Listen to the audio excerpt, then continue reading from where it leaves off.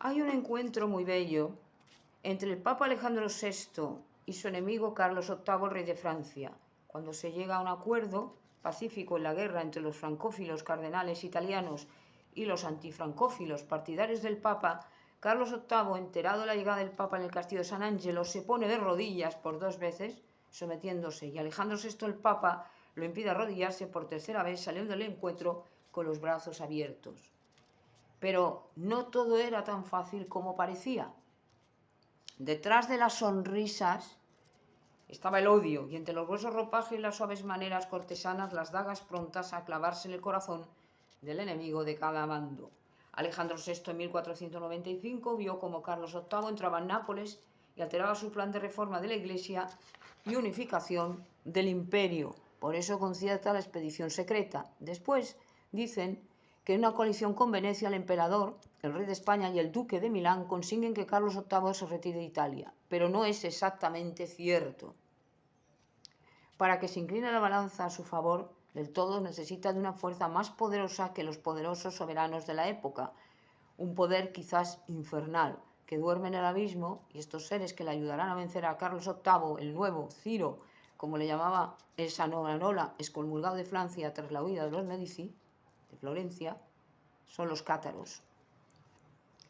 El 23 de diciembre del año 1496 llegan 3 hombres a la fortaleza de San Angelo para hablar con el Papa.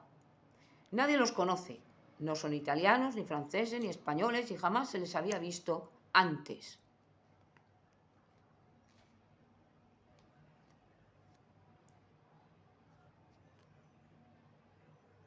La guarnición les abre sus puertas y penetran en el recinto por el pasadizo que unía San Pedro con el castillo.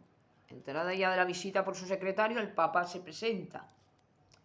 Para recibir a los cátaros, el Papa decide vestirse enteramente de rojo, símbolo de la belleza en el Oriente, y con la tiara en la mano derecha para que vieran que el Papa, como hombre que era, sabía quitarse los atributos que le pertenecían, pero que debía prescindir en momentos delicados como aquellos a tratar con una organización tan duramente perseguida por los católicos.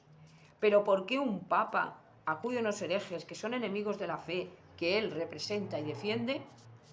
El Papa es un hombre de iglesia, pero también es un hombre astuto que sabe valerse de los medios necesarios para hacer vencer sus ideas. Se revelará en este sentido como uno de los pontífices más hábiles de la historia papal. Lo que le falta de santidad lo suple con astucia. Es así de sencillo, hay que saber ganar y el Papa elige sobrevivir. Los 3 hombres hacen una ligera reverencia a su santidad y toman la palabra. Sí, hemos acudido hoy aquí, no ha sido porque nos ha llamado un papa, nosotros no obedecemos a ningún papa que no tiene poder ninguno sobre nos, pero si lo hemos hecho por el hombre Alejandro VI o Rodrigo Borja, español, y por su astucia y el odio que profesamos a los franceses desde antiguo. Nuestra orden está muy mermada, pero a pesar de los esfuerzos de la Inquisición en destruirnos, aún sobrevivimos por nuestra fe, que no es la fe tibia de los católicos y circunstancial. Sin duda, santidad, dijo entonces uno de los hombres cátaros, sabéis mejor que nosotros la historia de la Inquisición. A final del siglo XII, la Iglesia desarrolla este procedimiento contra el decreto del Papa Luciano III, ad abolenda, 1184, la rápida difusión de herejía en Europa occidental, como el maniqueísmo, el valdeísmo y más tarde el catarismo, obligaban a la Iglesia cristiana a crear una estrategia defensiva. En 1184 se empieza a aplicar la pena de fuego para los herejes. En 1199 se añaden otras penas, como la confiscación de bienes, y se autoriza el empleo de la tortura en materia de la fe, incorporándose además determinadas disposiciones sobre el secreto de las actuaciones, como la ocultación de los testigos y la eficacia procesal. Desde 1230 el procedimiento inquisitorial se transforma en una nueva institución que se crea en Francia para reprimir el catarismo o herejía albigense, institución controlada inicialmente por el Papa Gregorio IX. El primer inquisidor conocido, Roberto de Bougré, que había sido un antiguo cátaro de la Orden de los Dominicos. Concretamente, donde más éxito tendría la Inquisición sería en el sur de Francia, aunque no con pocas resistencias, como demuestra el asesinato en 1242 del dominico Guillermo Aranú, inquisidor de Toulouse. El apogeo de esta Inquisición tuvo lugar durante la segunda mitad del siglo XIII. Las últimas ejecuciones fueron llevadas a cabo entre 1319 y 1321. La penetración de la herejía cátara en Italia supuso también la introducción de inquisidores en Lombardía. Aquí el inquisidor Pedro de Verena fue asesinado y canonizado con el nombre de San Pedro Mártir, y en Viterbo, donde en 1273 llegaron a ejecutarse más de 200 herejes en un día. En el siglo XIV hay tribunales inquisitoriales en Bohemia, Polonia, Portugal, Bosnia y Alemania. Solo los reinos latinos de Oriente, Gran Bretaña, Castilla y Escandinavia carecían de estos. En 1233 se establece en Aragón por la concesión del Papa Gregorio IX. En 1481, el 6 de febrero, se celebra el primer auto de fe en Sevilla. Una buena exposición, señor. Gracias, mi nombre es Servio, el de mis compañeros Tulio y Rómulo. Entre los cátaros somos jefes, y os basta, venerable, conocer a nuestro juicio solo nuestros nombres. Sea, señor Servio.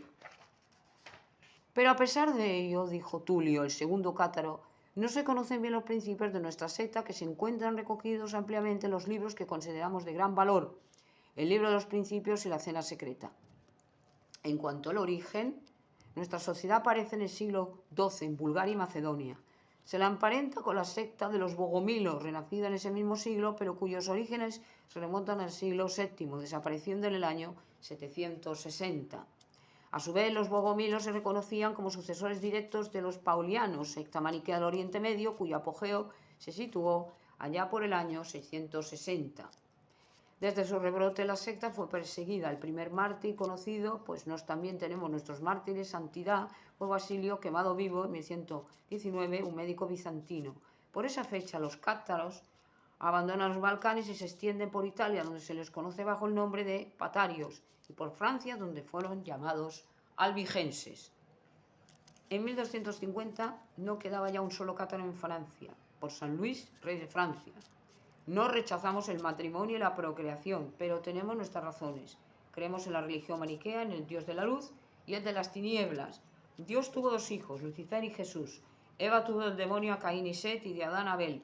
Pero Lucifer, que se reveló a Dios, es el amo del mundo, y que Dios mismo, pese a su desobediencia, le dejó el mundo. Hacemos poco caso de las misas negras maniqueas, aunque sabemos que hay hermanos nuestros que las predican en Turín. No admitimos la extremaunción, ni el purgatorio, ni la intercesión de los santos. Para el matrimonio basta el consentimiento de los contrayentes, y el bautismo es solo administrado a aquellos que han llegado a la edad de la razón. Pero se nos ha malinterpretado. Si bien es cierto que hace siglos, en la Edad Media y sobre todo en el siglo XIV, fuimos aceptados por los simples como libertadores, no queremos la reforma del mundo y de las desigualdades sociales que siempre han de existir. Es por eso que se encuentran grandes señores entre nosotros, como Rómulo, que es el hijo de un conde de la Bretaña, y ha huido de su tierra para unirse a nosotros. Ni tenemos nada que ver con los pastorcillos del medievo, también llamados pseudoapóstoles, aunque los respetamos. Callad, por Dios, vuestras palabras ofenden la casa de Dios. También vos, santidad, os escandalizáis como ellos, nuestros perseguidores, y nos condenáis sin comprendernos, pero nos pedís ayuda. Esto es distinto.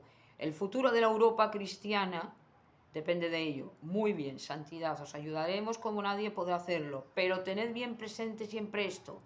Los cátaros no nos sometemos a ninguna autoridad y somos mercenarios, así que no es del todo indiferente, o nos es del todo indiferente quien gane el bien o el mal. Solo nos debemos a la protección de nuestros tesoros. Con eso he de advertiros, venerable, de que algún día nos encontraremos frente a frente. Nosotros estamos decididos a ayudaros, pero necesitamos vuestro consentimiento, y los que avisamos no somos traidores. Decidme, santidad, ¿aceptáis, sí o no? Sí, caballero cátaro, acepto. Podéis decir que Alejandro VI no teme a nadie, solo a Dios.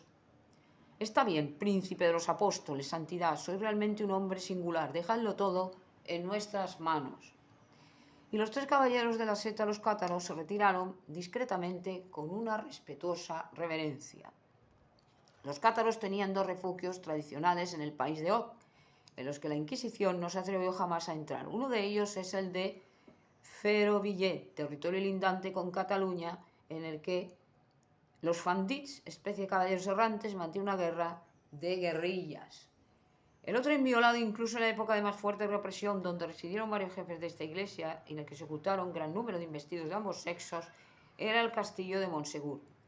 Los cátaros ofrecieron a los aliados del Papa gran cantidad de oro, monedas y piedras preciosas, además un manuscrito ilustrado atribuido al Beato de Liébana, el comentario al Apocalipsis de San Juan del siglo VIII, una obra bellísima y de gran valor. Eso fue lo que les decidió a prestar su ayuda a Alejandro VI, hizo que el rey francés Carlos VIII huyera a su país y abandonara Italia. A partir de ese momento los Borgia vuelven a recuperar el poder. El capítulo 5. Los franceses han abandonado a Italia, pero dejan tras de sí el llamado mal francés, la terrible sífilis, que los franceses llaman el mal napolitano y que consiste en una enfermedad infecciosa, asquerosa, afectando sobre todo a los hombres como una plaga y dejándoles además de las purulentas pústulas y chancros, la ausencia de pelo en todo el cuerpo como huella de la misma. Es la peor de las enfermedades por su repulsa social después de la lepra. Después de todo se debe a que la cabalgada de Carlos VIII fue más galante que política. El Papa sufre un gran disgusto con el marido de su hija, Lucrecia, Giovanni Sforza. Sforza se une a las tropas de la Liga Antifrancesa del Marqués de Gonzaga, pero regresa antes de tiempo. El Papa le recrimina su actitud y le convina que vuelva si no quieren perder a su hija. Sforza huye pretextando una peregrinación el día de Viernes Santo y es asesinado por los hombres del Papa. Lucrecia no se lo perdona y en junio se retira al convento de San Sisto, reservado a las jóvenes nobles. El Papa decide anular el matrimonio para dejar libre a su amada hija y requiere antes el testimonio de Sforza en el sentido de la consumación del mismo, de la no consumación, aunque el marido dice que ha sido consumado más de 1000 veces.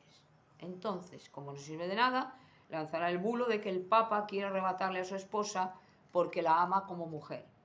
Pero todo esto dejará de tener importancia, pasando a un segundo plano ante la muerte de Juan Borgia, el primogénito del Papa, el duque de Gandía. Dicen que fue su hermano César quien envidioso le mandó matar. Apareció el cadáver en el Tíber completamente vestido y acribillado por 9 puñaladas, una de las cuales le cercenó la garganta. Su jubón no fue desabrochado, sus guantes pendían del cinturón y su escarcela contenía 30 ducados.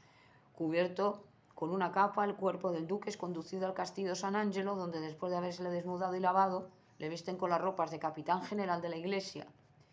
El Papa Alejandro VI está hundido, como el faraón Ramsés cuando Dios envió la muerte a su primogénito, porque si como Papa ha sufrido una afrenta de sus enemigos, como padre ha sufrido el golpe más doloroso que no tenía que haber soportado por ley natural. ¿Qué cosa más injusta y absurda hay que ver un padre morir a su hijo? Añádese a esto el que Juan Borgia, el duque de Gandía, el hijo en quien su padre tenía todas sus complacencias. Toda la noche velará el Papa y su hijo indiferente a todos, solo y entristecido.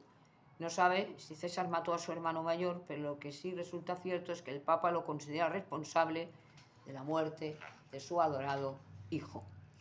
Por eso César no se presentó a los funerales y desaparece adoptando una postura oficial. El Papa se servirá de él porque ya no tiene otro remedio, es necesario para sus intereses, los del Estado cristiano, y Alejandro VI es ante todo Papa.